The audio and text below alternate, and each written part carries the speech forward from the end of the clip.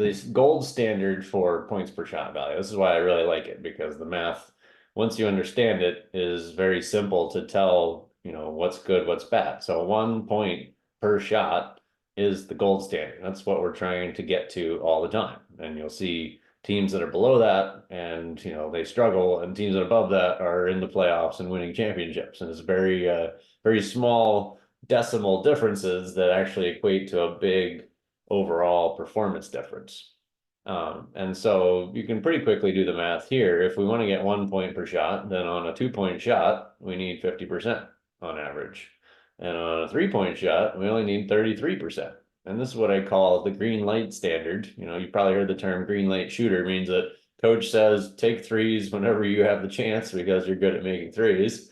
And, they kind of use their eyeball test or who knows what to actually give a green light to shooters. They don't really understand the math behind it, but this is my level, is like you're averaging 1 point per shot. If you can do that or better, then we want you to take more threes. If you're not getting 33% or better, then we probably don't want you taking threes, and we need you to do something else to get us a more efficient shot. And then it changes based on the level of competition. The level of offensive ability goes up as you go to high school to college to NBA.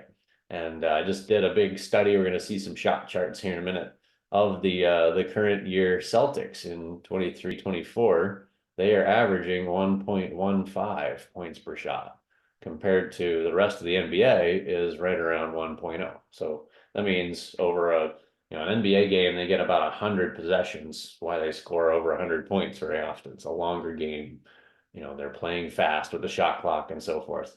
But this equates to 15 points, 100 shots taken. If we're averaging 1.15 points per shot, that means we're scoring 115 points on average.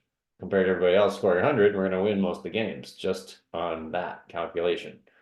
And then, if we look at high school, we're usually in the 0.6 to 0.8, not very good at scoring. We have a slower game, no shot clock, less experienced players,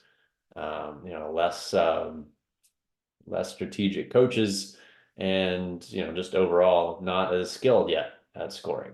And college is a little bit higher, about 0.8 to 1.0. And so, in my mind, I want to get to that 1.0 because it's a nice round number. These numbers break down to really good performance metrics.